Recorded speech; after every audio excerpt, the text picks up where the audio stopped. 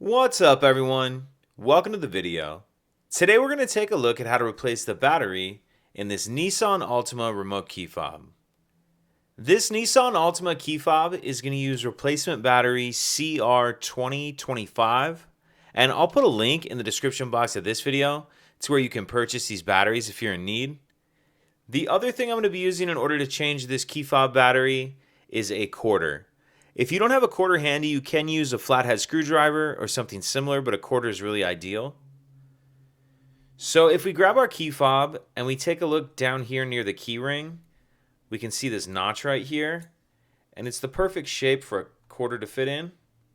So I'm just going to stick the quarter in the notch like that, make sure I'm pushing it in, and then I'm going to twist it. And as I do that, you can see it starts to open the case. Then I'll come over here and just keep putting the quarter in there and twisting, kind of working your way around. And then once you get it far enough apart, you can pull it the rest of the way apart with your hands like that.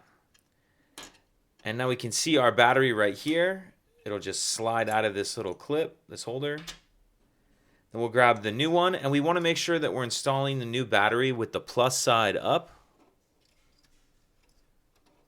Slide that in there like that, and then we can snap the two halves back together, and that's it. If you could take a second to like and subscribe, it helps us out, and I'd appreciate it. Thank you.